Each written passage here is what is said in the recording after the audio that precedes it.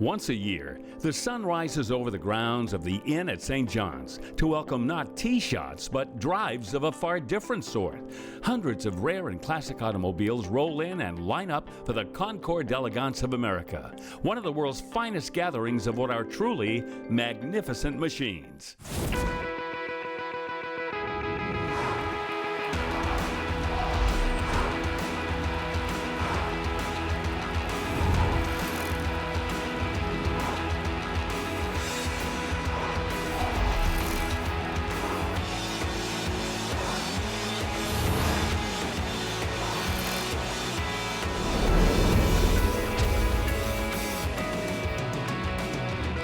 Hello and welcome to Top Coat's Magnificent Machines, coming to you from Concours d'Elegance of America in Plymouth, Michigan.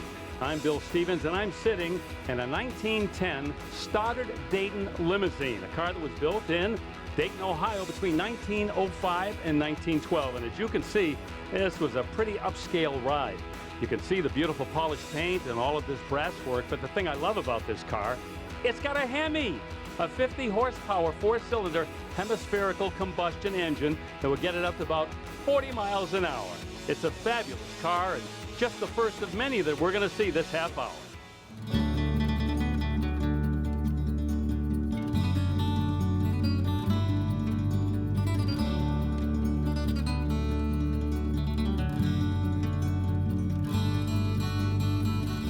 When you mention the name Rolls-Royce to the younger generation, they probably picture rappers cruising South Beach on a Saturday night. However, the history of the Rolls-Royce goes back over 100 years. This is a 1920 Rolls-Royce Silver Ghost owned by Simon White. What a history on this car. She's quite a rare car. She has quite a history. She's a British Silver Ghost, and she's one of the famous three that came over and was used to replicate for the Rolls-Royce Springfield. And this Rolls has had several different bodies on it over the years. This is her fourth body. The first body was a sedan, then it went to a Tourer, and then I believe it went to an FR Woods Landaulet body, and then today you see the torpedo body. Tell us about this little mini display on the ground next to the car. This is exactly what you would have gotten from the factory when you took delivery. I'm told if you want to buy one complete, it's $17,000. Thank heavens for eBay, because it didn't come with a kit.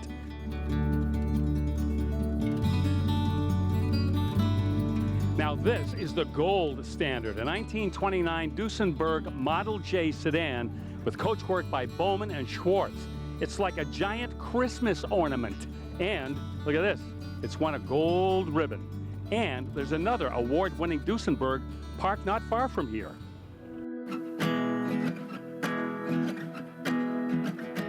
Well, if Rob and Jeannie Hilairdis look like they're very proud, I can tell you why.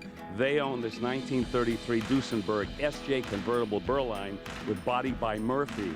That's a long name, Rob. Can you kind of explain what each one of those terms means? Duesenberg didn't build their own bodies. All bodies were coach built. This one happens to be built by Murphy in Pasadena, California. Convertible Berline is different than a convertible sedan in that it has a divider window. The Duesenberg brothers were self-taught engineers. When E.L. Cord came in, he wanted to build the best of everything car, and he kind of gave him a clean slate to do so.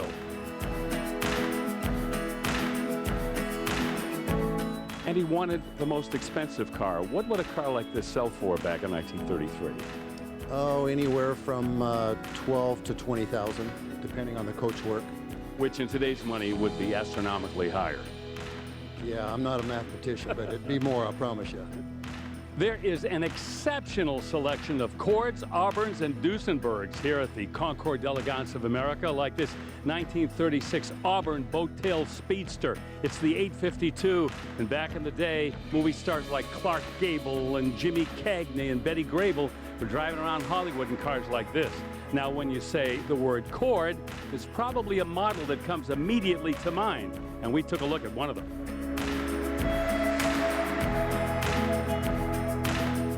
Even though the Cord automobile was not built for many years, it left an indelible print in the automotive world. This 1937 Cord 812 SC Cabriolet is owned by this man, Dennis Carlson, and it's quite a story about what you found out about this car after you bought it.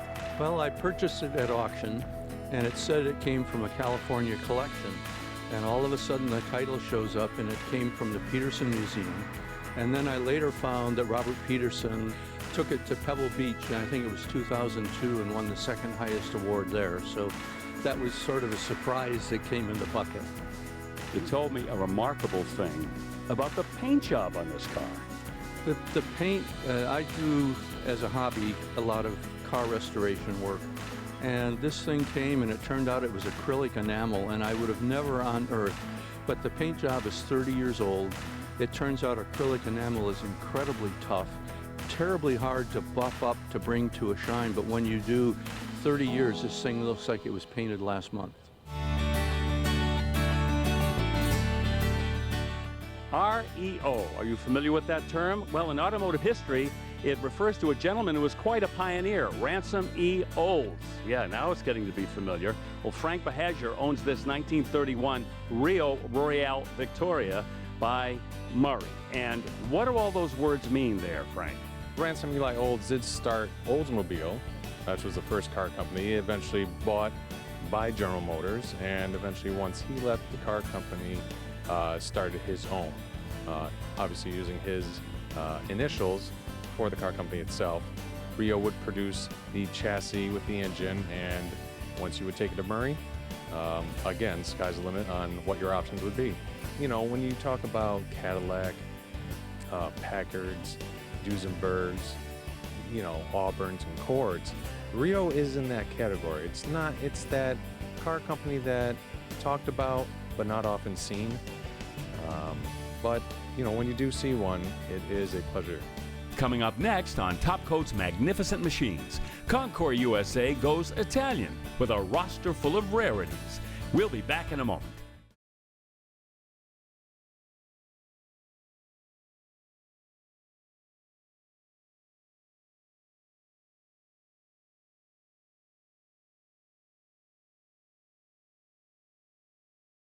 Top Coat's Magnificent Machines is brought to you by RockAuto.com. All the parts your car will ever need. Borla, the world's most winning exhaust. And by Top Coat. Don't just coat it, top coat it. Welcome back to Top Coat's Magnificent Machines and the Concours d'Elegance of America.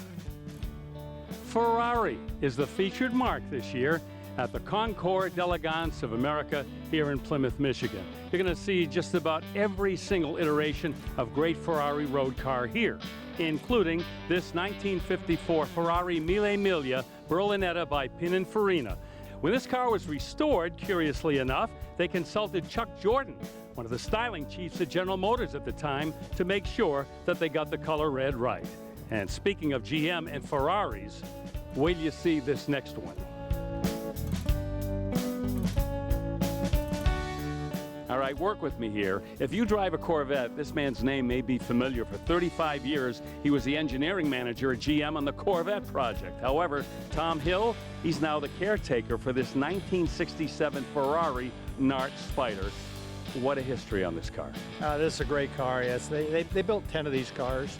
They realized the American customers liked open-top cars, or spiders, as the Italians would refer to them.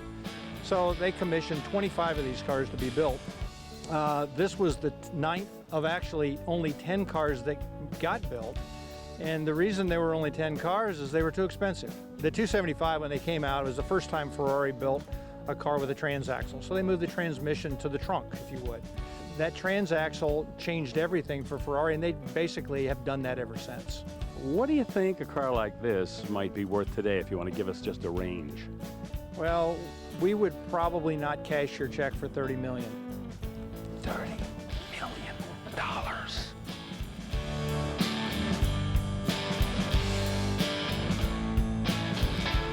Got a little bit more Italian cooking for you. This 1946 Fiat 1100C Spider by Carrozzeria Frua. That's a mouthful, but this is one of one, the only one in the world. And this car has been winning awards ever since it made its debut back in Italy back in 1946. In fact, it won an award right here this weekend. Well, you may be surprised to know that this is a Hudson, but not just any Hudson. This is a 1955 Hudson Italia. And Bruce Grenager is here with me and the car. And tell us about the styling of this car. Where did this come from? Well, Hudson wanted a halo car, so they sent Hudson jets over to Carrozzeria in Italy, in Milan, and said, do something special with it, and obviously they did. They just took the old jet body off, that went in the scrap, and they built this, and obviously it attracts attention, which is exactly what they wanted to do. Exactly. However, they didn't build many of these, did they? They built 25. 25, and any idea how many of these may be left in the whole world? 20, they believe. What led to the demise of this car? The demise came because this was shortly before Hudson merged with Nash, and Nash didn't like it, so that was pretty much the end.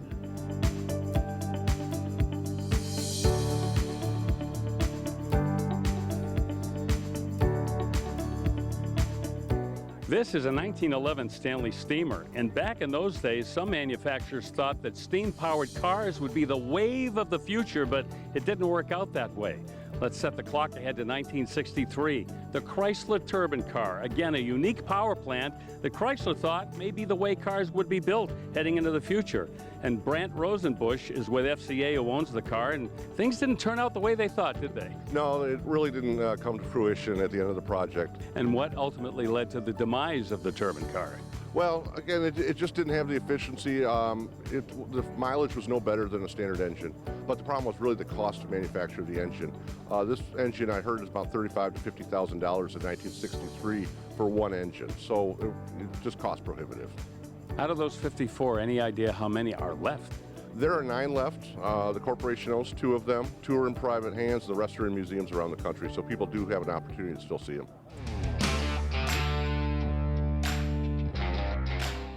You know, it's already hard to believe at just how amazing F11 is and what it really can do. You know, that multi-surface coating technology, I mean, we're literally doing every square inch, you know.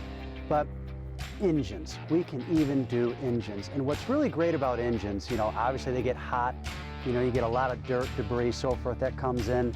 But the top coat, one, with the easy release non-stick coating characteristics, all that dust and dirt, again, doesn't stick as it normally would. It wipes right off, but there's no heat issues either. You know, you can spray this down into the motor and so forth. You're not really worrying about the belt squeaking, none of that. You will not have those issues with this product. It's as simple as, just like everything, spray it on, okay? Take your first towel and look at this buffing in. Look at how it's bringing it right back to its original like-new condition, right? That's what you want. You know, you want to bring this motor back to life, keep it in its like-new condition, especially, you know, cars that are exotic as this, right? But look at those results. More importantly, watch this. Again, it doesn't matter if it's the plastic, the metal, any part of this motor you can use with Top Coat F11, even this seal, right? You want to keep that seal supple, keep the rocks off of it, and make sure that it stays in its original condition. Top Coat F11, hands down. Look at these results. And I'm just spraying it and buffing it in. Imagine if I put a little time to this, what I could do with this motor. And then of course, moving up here, you can already see all the throw up from the tire, right? The carbon fiber, that beautiful carbon fiber. But again, the Top Coat F11, if you have Top Coat F11 on that surface, you will not get that buildup. And if you get slight buildup, it wipes right off. So again, all I do, I'm just gonna mist it. I'm even gonna hit the carbon fiber and watch this. Again, just a simple buff. So, you know, you can really see what an incredible difference the Top Coat F11 really does make. So if you want to learn more, you can always go to our website at topcoat.tv. This is a 1973 Mose Safari car, metal top convertible by Mose Seaplane. Got all that? Yeah, a guy by the name of Bruce Baldwin Mose built airplanes, decided to build an automobile. The most distinctive part of this car is what covers the body. It's an aluminum body with Naugahyde vinyl that's been stretched all over it with staples and bubble gum, whatever. There's a lot more to this automobile than we have time to get into, but it just reminds me to remind you to drink responsibly. There's still more to come on Top Coat's magnificent machines after this break.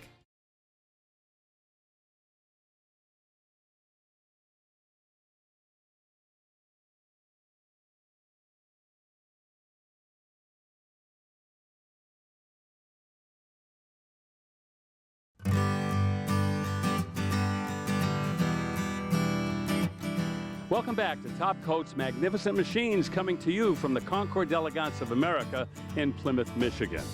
This is a high-end half dozen. Look at these Cadillacs from the 1930s owned by John Grendyke. These cars, as the saying goes, look better than they looked new. And there's a 1957 Cadillac here that is stopping people dead in their tracks.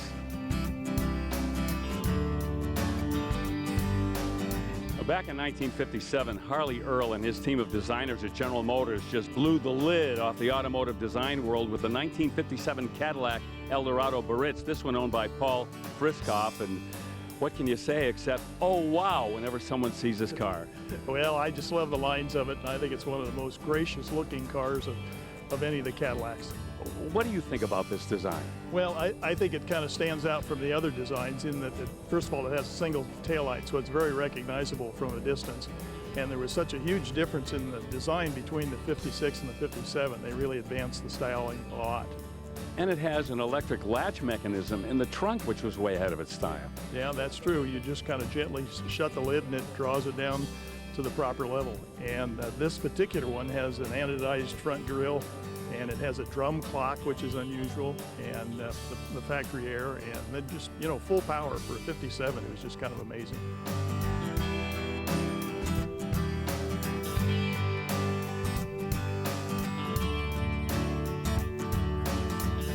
I am standing between Barton and Cindy Close, the owners of this fabulous 1953 Buick Skylark, the 50th anniversary car. Obviously, it's a very special car in Buick history, but 1953 especially is what sets this one apart. Absolutely, and for us it was because it's the 50th anniversary from when my great-grandfather worked at Buick. But Harley Earl designed this car specifically for the anniversary. Much lower, has Kelsey Hayes wheels, the windshield is cut down, so it was all new. The first V8 for Buick is in this car. So they made about 1,600 of these cars, and the only choice you had was color. They were $5,000, and they were exactly alike other than the color. What's the restoration history on this Buick? So this car is very original. We decided to do a frame-off restoration rotisserie about 3 years ago, so it is just finished. I bet you haven't seen one of these before. This is a stainless steel bodied 1960 Ford Thunderbird. Only 2 of these were built. There's this one here, and the other one still resides with Allegheny Ludlam Steel. But the major question is, did John DeLorean see this before he started building cars?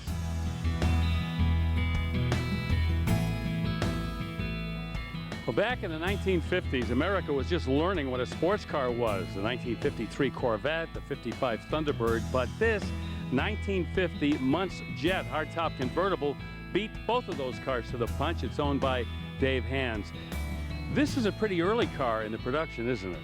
This is serial number 102, which is the second one made out of a total production of 198. And you changed the color of the car. Why? Well, the color of the car, the way I found it, there was hardly any paint, so I didn't know. One of the colors advertised as being an option for the Muntz Jet was Tahitian red, and so this is our interpretation of what Tahitian red might have been. The model designation is hardtop convertible, so I assume the top comes off. It does, with persuasion. It was made out of angle iron and chicken wire. I think it will take 2 very enthusiastic, large people to remove the top. We'll be right back with more on Top Coat's Magnificent Machines.